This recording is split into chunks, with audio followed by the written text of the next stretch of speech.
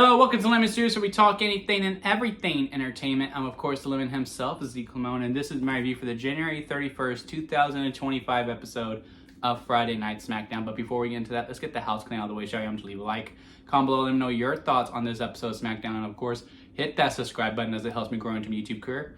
I would greatly appreciate it. Now, all that out of the way, let's get into the review, shall we? So, this was the final episode of SmackDown before we are officially on the road to WrestleMania. We will see the sign be put up. Well, the sign will be up by the time the Royal Rumble starts. But, you know, if I would be pointing, it's going to be 3 months of build. It's truly one of the most wonderful times of the year for some people. It's their favorite time of the year. And I imagine, for whatsoever, love this time. It's just so exciting. And, you know, it's really cool because now, for the longest time, I want to say until maybe 39, where WrestleMania was starting to lose that, you know, that aura, if you will, for quite some time. And now it's like, okay, now it's really about to go up to a whole other level because the stories have been good and WWE has been great. And now we're going to get all of these. Who knows what we're going to get? Because at this point, I don't even know if WWE knows what they're going to get, because this episode of SmackDown did something very, very interesting where they just did a lot of face-offs quite a bit, where they're like, okay, we're just going to have these two people in the ring, or we're going to have these two people look at each other backstage, and we're going to do what we usually do with our Easter egg thing, and just see how the crowd reacts to that. I mean, kicking off with CM Punk and Kevin Owens in the ring together was wild. I mean, immediate shot up, right? And like, fully engaged to watch to see what would happen. They had a good promo off. Also want to give a quick shout out to Joe Tessitore within the interview part of it. Again, you know, I said it last week, is that he brings this sense of realism to the product quite a bit within this fake world that we do, where, again, it just feels very, very authentic. And I think his segment with Kevin Owens before Punk came out was really, really good. And I really felt like they're back and forth. And again, it got holy shit chants before they even spoke a word together. And the same thing with Damian Priest and Jacob Fatu. Again, got those HS chants before they even said a word with each other. And then when they spoke, it was also really cool. Like, it was like, yeah, I wouldn't mind seeing that match at WrestleMania. Oop, I wouldn't mind seeing that match at WrestleMania. Because usually by this time, and you know, it was like that for 39. It was like that for 40 as well. We're like, okay, well, we really want to see these two mix it up. And for the most part, WWE committed to that, and we saw it all the way through. While this one, you know, we're all pretty locked in that it's going to be Kevin Owens versus Sami Zayn. If the rumors are to be true, Roman Reigns versus CM Punk, I personally would like to see Roman Reigns versus Seth Rollins more. But again, we have all these like quick tab bits where I'm just like, oh, I wouldn't mind seeing that as well. I wouldn't mind seeing Kevin Owens versus CM Punk. I wouldn't mind seeing Damian Priest versus Jacob Fatu, even though I'm pretty sure it's going to be Jacob versus Solo. I wouldn't mind seeing this. I wouldn't mind seeing that. And again, they just did such a good job with that. Like, with the tag division, you know, I am pretty sure that it will be Street Profits versus DIY versus Motor City Machine Guns in a TLC match at WrestleMania. But I gotta say, when I saw Tama Tonga looking at those belts, and then he went face to face with them, I'm like, you know, I wouldn't mind seeing Tonga Loa and Tama Tonga going over there as well and making it a fatal four-way. I wouldn't mind seeing that matchup. And they did that throughout the whole entire 3-hour broadcast. And I will also say this was probably the best 3-hour show that they have done. I mean, they just went wild, again, with all of these face-offs.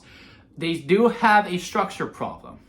You know, last week we were saying, hey, the first hour was a little bit slow, right? I would say this one, it really started to drag after the Damian Priest and Jacob Fatu segment, the first one, before we got to the main event with LA Knight. I feel like it really was starting to drag its feet a little bit when we cut to Pat McAfee and Michael Cole interviewing, I don't recall his name, but the Indiana Pacers star.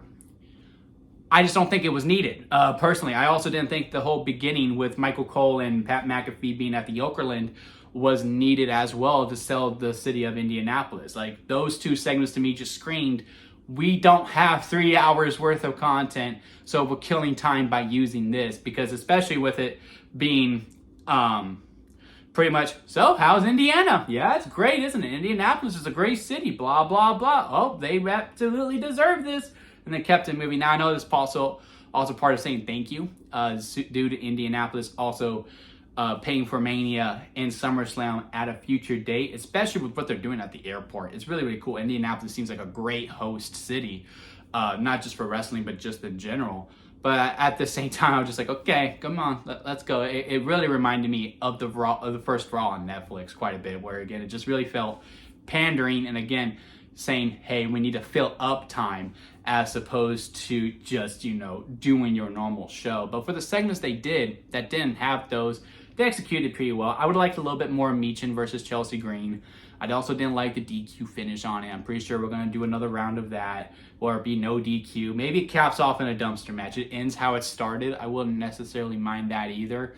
And then, Chelsea Green can move on to something else. I like Michin, and I don't think this program with the United States title is working as well as we would have thought with Chelsea Green. But I just think these two maybe just don't mesh well together. I think they just need to go on to their own separate paths. I don't really think Michin is the answer for the U.S. title. I think maybe get another program with Chelsea Green and see if another person is willing to step up. Because, again, I don't know if necessarily the program is working with Chelsea. But I think maybe just her and Michin long term just don't mesh well together. And it is what it is. And that's fine. It happens. Andrade versus Miz was also a really good match too. Really enjoyed that quite a bit. Liked Jimmy versus Carmelo Hayes. I mean, we don't give enough love to Big Jim. We've been talking about Jay. Oh, Jay's going to be the single star. Jay's going to be the single star. And he has proven that he deserves that as well. But we kind of just put Jimmy in the back burner, in the background. And ever since he's really come into his own and he's been having these matches, I gotta say, I don't think a single of his single matches has been necessarily bad. And it looks like he's going to be the U.S. title picture, because when he was cutting his promo, you saw Shinsuke with the belt just lurking behind. I love that WWE's doing this too, because they did the same thing with LA Knight and Damian Priest's backstage segment too. I'm like, ooh, are we building a multi-man match at WrestleMania with all these people fighting for the U.S. title? I would be down for that. Again, just a lot of these intrigues that just go, ooh, I wouldn't mind seeing that. Ooh, I wouldn't mind seeing that. Liked what we did with Naomi versus Liv. I'm glad Liv got the win. I do think Liv and Raquel need to take the tag titles off, because, again, I just think Bianca and Naomi, for that matter, serve best in the singles division as within the tag division. And, it's just time to get Jade Cargill back, and let's just really take this into the next gear, and we'll see where it goes from there. But, yeah, really like what we did with that. Like the interview with Tiffany Stratton as well. But Nia coming out. Okay, we're going back to that program, which we should. That could be a good chamber feud. And then we head off to WrestleMania, where I would assume it's Charlotte versus Tiffany. Really like what we did with Charlotte's video package as well. Looks like we're really going to lean into what people say about her online and her embracing the Flair last name.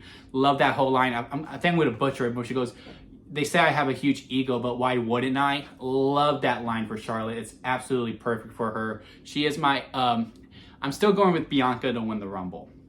But I wouldn't mind if Charlotte wins it as well, because, again, that just seems like the easiest path to do. And, again, it will buy into the whole video package that we've been building up. Like, yeah, she gets what she wants, and she does everything that she does because she is a Flair, and she is the greatest women's athlete of all time, or women's wrestler of all time, which I do sign off on. But, yeah, overall, it was a great SmackDown. Yeah, it stumbled a little bit transitioning from hour 2 to hour 3. But once we got to hour 3, I think it started to pick up the momentum again. I still think they need a couple more stars. I don't know if we're necessarily going to get it at this point, now that the transfer portal is officially over after tonight anyway. Maybe we'll get some people on SmackDown just to show, hey, here were our last minute additions. But, it is what it is. But, again, they got me really excited for tonight. And that was the main goal of this show. Again, they did a really good job of able to get me really excited and not do what they always do, where everyone's just starting to fight each other at the end. Like, oh, is this what we're going to see at the Royal Rumble? But yeah, overall, again, I think it was their best 3-hour show.